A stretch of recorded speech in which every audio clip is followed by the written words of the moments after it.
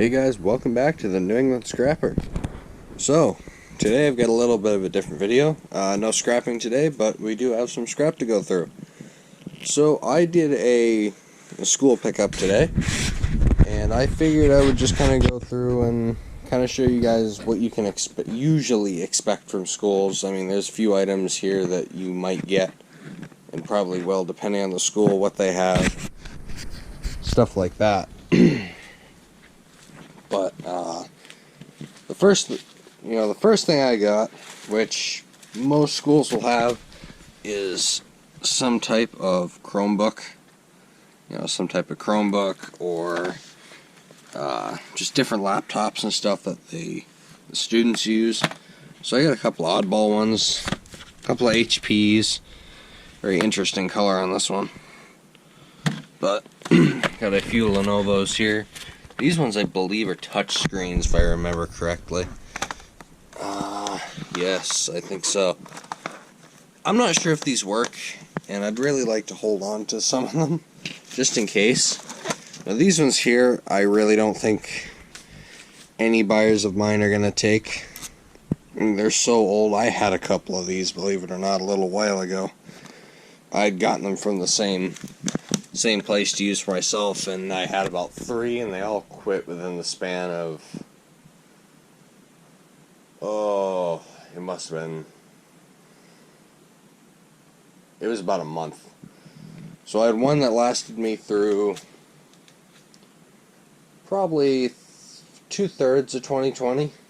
I had it throughout the whole lockdown thing, which wasn't terrible where I am. So, I mean, I was only locked down until about June. Almost fell over.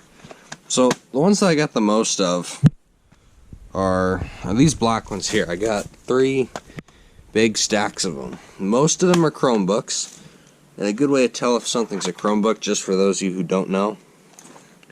Let's get some light on. I know the light isn't very good in here, but it'll say Chrome right on it, right there.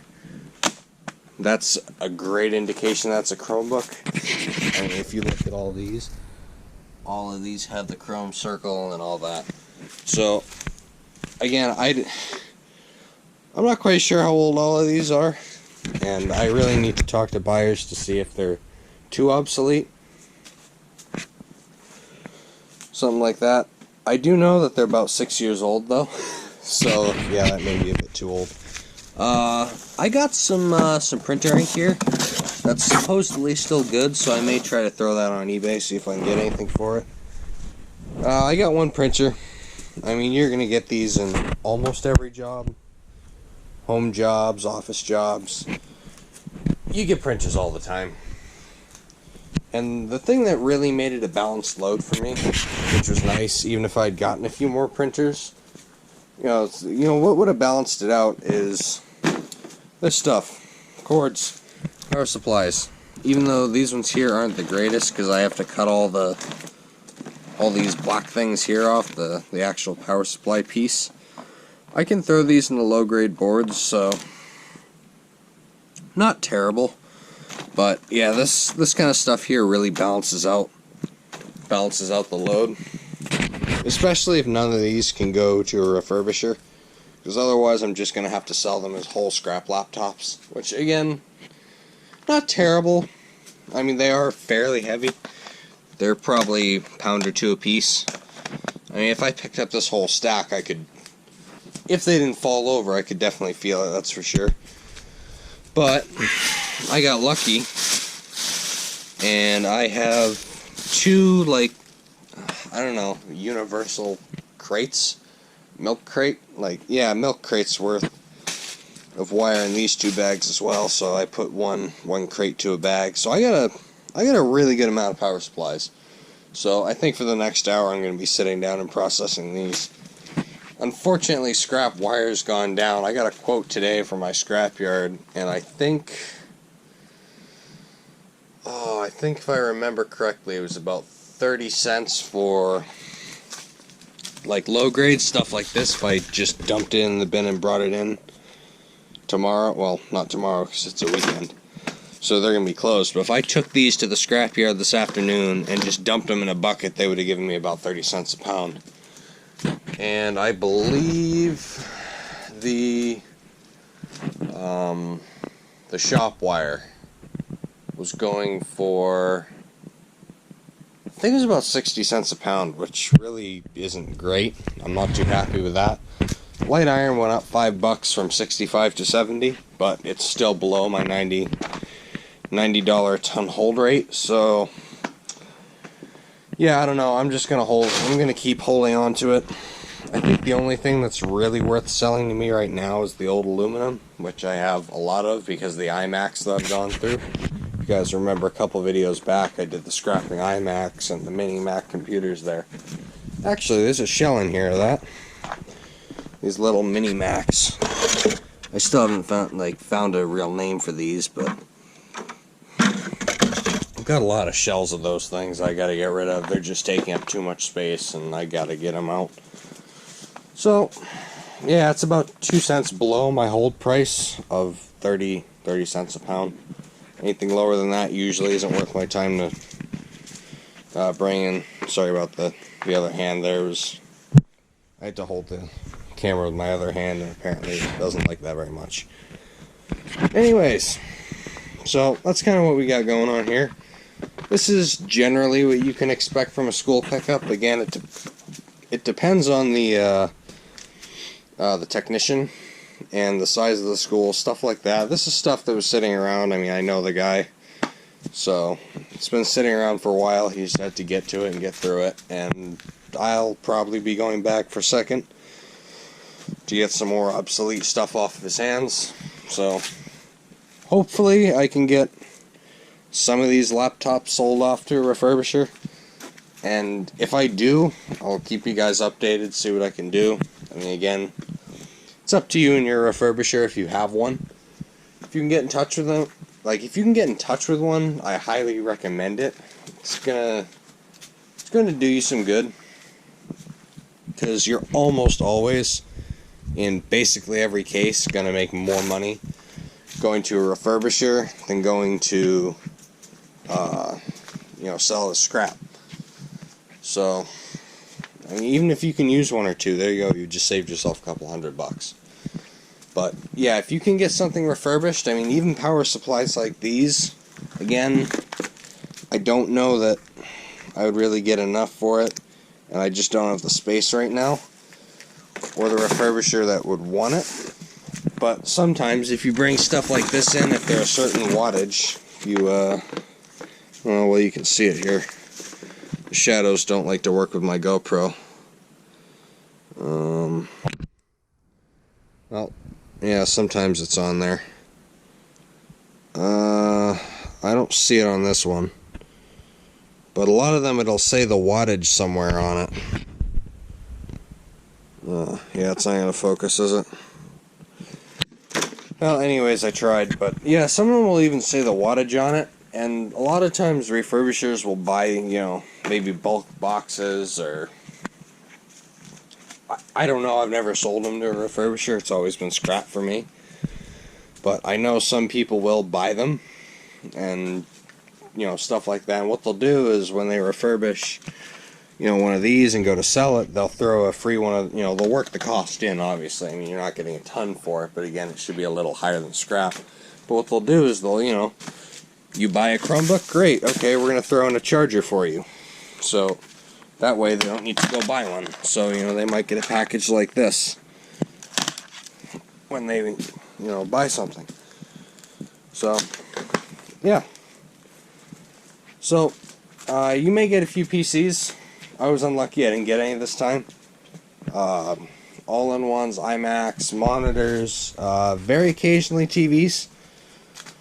I can't think of a time that I've gotten TVs from a school, but I know schools occasionally have them, so you may get one or two.